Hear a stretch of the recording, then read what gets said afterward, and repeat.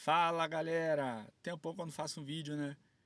E só tô gravando rios, mas hoje eu queria gravar um vídeo diferente. Hoje eu queria falar por que eu saí da igreja católica romana e virei protestante. Eu tô aqui no carro, vim aqui para uma rua deserta para conseguir gravar esse vídeo, mas se tiver algum barulho de carro, de moto, é porque eu tô literalmente na rua aqui, tá bom?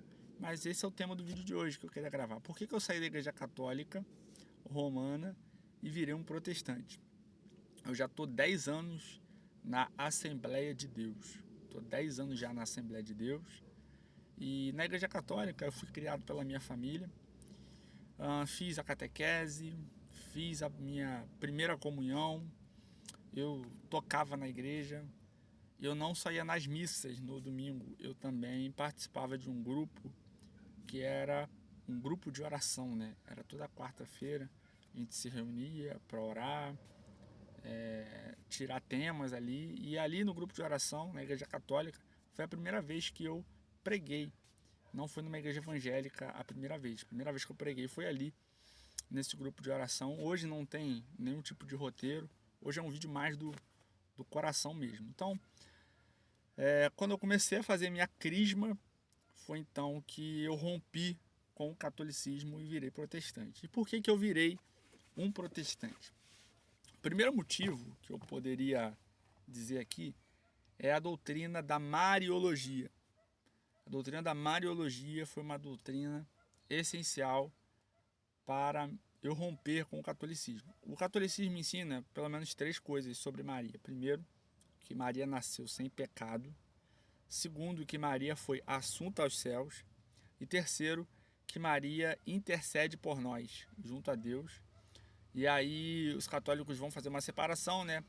Que com o santo você pode fazer dulia, com Maria você pode fazer hiperdulia, e somente com Deus você faz a latria, né? Que é a adoração.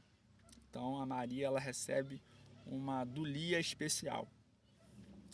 E assim, você vai encontrar base bíblica para essas coisas? Não tem. Base bíblica zero. Base bíblica nenhuma. E eu comecei a ler a Bíblia na Igreja Católica. Comecei a ler a Bíblia, comecei a ler a Palavra de Deus, comecei a me dedicar a ler a Bíblia, a estudar a Bíblia. E aquilo não encontrava. Né? Eu rezava terços, mas não encontrava base bíblica para rezar terços. A primeira parte é bíblica, só que teologia não se faz você pegando pedacinhos da Bíblia, juntando, não se faz teologia assim. Aí eles falam, a Ave Maria, a primeira parte é bíblica, mas a segunda parte é inventada. E a Igreja Católica tem algo que eu não vou ficar explicando aqui nesse vídeo, mas que eles chamam a tradição da igreja. Então eles vão falar assim, olha, não está escrito na Bíblia que Maria nasceu sem pecado, não está escrito na Bíblia que ela foi assunta aos céus, não está escrito na Bíblia que ela intercede por nós, mas essas doutrinas é uma tradição da igreja, a gente recebeu oralmente, os apóstolos ensinaram oralmente, foi transmitido de cristão para cristão, e então a gente preservou essa doutrina. Então essa é uma doutrina apostólica que a Igreja Católica preservou. Mas assim, não tem como você linkar essas doutrinas católicas sobre Maria diretamente aos apóstolos. Não tem como. Se Maria fosse sem pecado, se Maria tivesse sido assunta aos céus, se ela tivesse poder realmente de interceder por nós, os apóstolos teriam escrito algo nesse sentido. Se a devoção a ela é algo tão essencial na vida cristã, os apóstolos teriam escrito alguma coisa sobre isso. Não tem como você pegar esses ensinos católicos e linkar diretamente que isso veio dos apóstolos. Isso é impossível. Se Maria tivesse nascido sem pecado, o apóstolo Paulo teria escrito assim, ó, todos pecaram e destituídos estão da glória de Deus. Ele ia colocar, todos pecaram, exceto Maria. Então, se essa fosse uma doutrina tão essencial, os apóstolos teriam escrito. E há um silêncio absurdo, absurdo sobre isso. Maria foi uma mulher magnífica, foi uma mulher espetacular, mas ela não nasceu sem pecado, ela não foi virgem a vida toda, ela não intercede por nós, ela não foi assunta aos céus.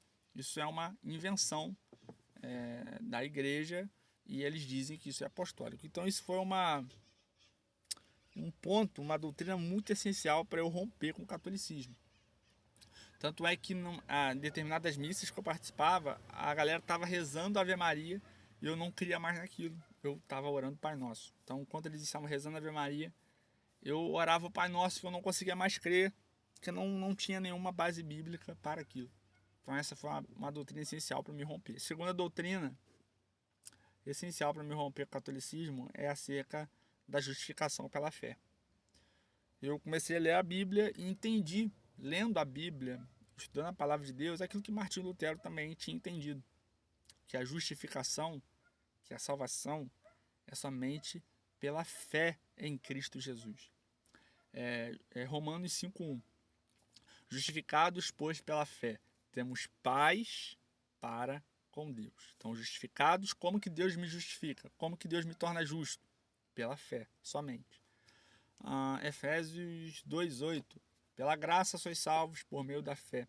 Isto não vem de vós, é dom de Deus, não vem das obras, para que ninguém se glorie. Então, no protestantismo, a salvação, a justificação é pela fé somente. É pela graça de Deus mediante a fé. Como que Deus me declara justo diante dele? Como que Deus olha para mim e ele fala, Rian é justo quando eu creio em Jesus. Quando eu me arrependo dos meus pecados e creio em Jesus como meu Senhor e meu Salvador. No momento que eu deposito a minha fé no Filho de Deus, Deus me justifica somente pela fé. No catolicismo, a salvação é pela fé em Cristo, mas tem um adicional, tem as obras também.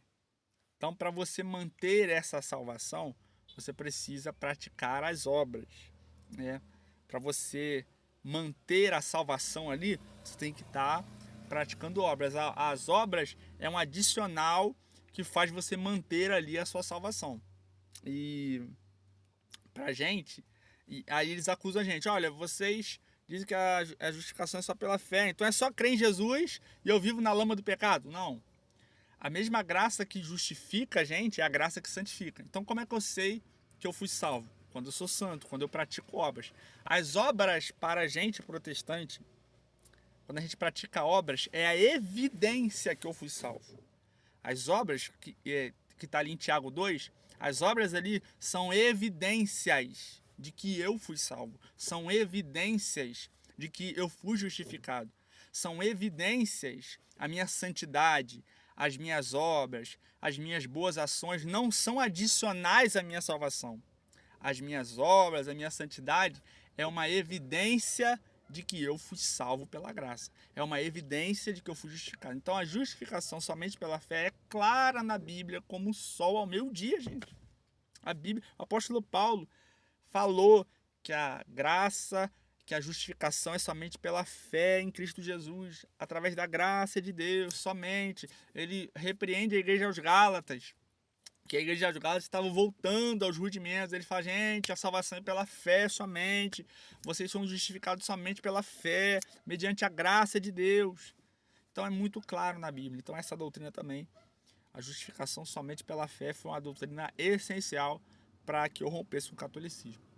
E terceira coisa que eu poderia falar são algumas outras doutrinas, né, também, mas as que foram essenciais para me romper foi a doutrina da oração pelos mortos e a doutrina da intercessão dos mortos.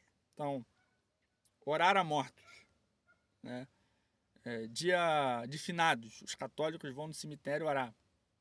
Onde tem base bíblica isso? Não tem base bíblica nenhuma isso. Canonização, beatificação, onde tem base bíblica. Vocês conseguem imaginar os apóstolos ensinando isso? O apóstolo Paulo, o apóstolo Pedro falando assim, olha, quando uma pessoa morrer, vocês reúnam provas, se ela fez milagres, tal. Se ela fez tudo isso, ela pode interceder do céu para vocês. Vocês imaginam os apóstolos ensinando uma coisa dessa? Canonização de alguém. A igreja canonizando alguém. Vocês imaginam o apóstolo Pedro ensinando isso, o apóstolo Paulo ensinando a canonização, que certas pessoas têm o poder de interceder por nós.